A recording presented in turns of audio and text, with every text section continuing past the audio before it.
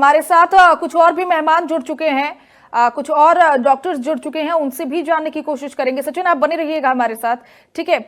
यहाँ पर जिस तरीके से कोरोना के आंकड़े सभी को चौंका रखे हैं, एक बार फिर से कोरोना का जो खतरा है वो बढ़ता हुआ नजर आ रहा है।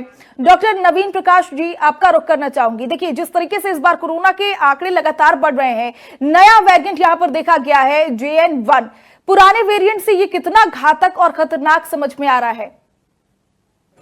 नमस्कार। जैसा कि आप सभी को पता है कि कोविड स्प्रेड अभी हो रखा है और ये केसेस अप्रैल से स्टार्ट हुए। अप्रैल में जैसे तमिलनाडु में कुछ केसेस मिले, उसके अलावा मई में आपका गुजरात में कुछ मिला है। ये जो वेरिएंट है ओमिक्रॉन वेरिएंट का सब वेरिएंट है। ओमिक्रॉन इज टोटली ऑब्सोलीट, वो तो खत्म हो चुका है।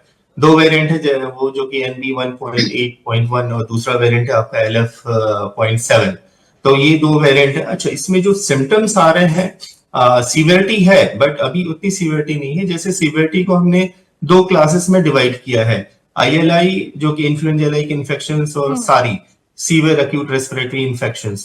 तो ILI को हम माइल्ड सिम्टम्स की कैटेगरी में रखते हैं, सारी को हम सीवियर सिम्टम्स की कैटेगरी में रखते हैं। तो ILI के सिम्टम्स जैसे कि भाई बुखार, माइल्ड फीवर है, कफ है, रनिंग नोज है, हेडेक है, loss of taste, loss of smell, और ये सारे जो सिम्टम्स आते हैं इसको हम ILI बोलते हैं। सारी में जैसे कि आपका ये सारे ILI के सिम्टम्स के साथ साथ breathing difficulty, cough with sputum, hypoxia यदि सैचुरेशन कम हो रहा है, तो ये सारे के सिम्टम्स है। जैसे ILI can be treated at the OPD level या घर पे हम उसका इलाज कर सकते हैं। सारी वाले सिम्टम्स हैं तो ऐसे कंडीशंस में हॉस्पिटल जरूर जाना चाहिए, हॉस्पिटलाइज होना चाहिए, नहीं तो इसमें मोर्टेलिटी और ये हम चीजों को बढ़ावा देंगे।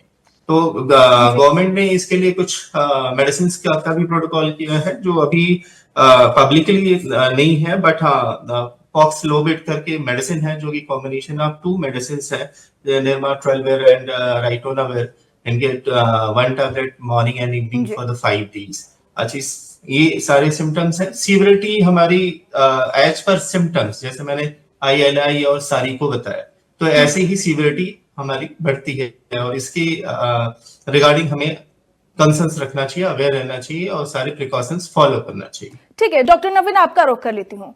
चूंकि आपसे समझना चाहूंगी वैक्सीनेशन के बारे में, जिस तरीके से अब तक जो वैक्सीनेशन भारत में या फिर देश भर में लगाए गए हैं, क्या वो वैक्सीनेशन इस वक्त भी काम आ जाएगा? अभी तो वैसे भी आंकड़े कम बताए जा रहे हैं, लेकिन आने वाले समय में ये आंकड़े बढ़ते ही जाएंगे, क्योंकि जिस तरीके का ग्राफ अभी तक देखा गया है कोरोना का, स्टार्टिंग दौर में वो हमेशा कम रहता है और धीरे धीरे लोगों को अपनी चपेट में लेते लेते आंकड़े बहुत ज्यादा बढ़ जाते हैं।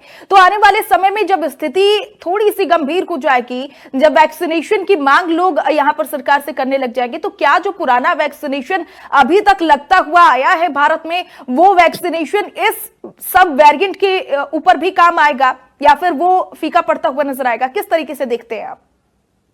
जैसा कि डॉक्टर मैग मोहन ने भी बताया कि जैसे साउथ में सीजन वहां पर बारिश का या डैम्पनेस पहले स्टार्ट हो गया है और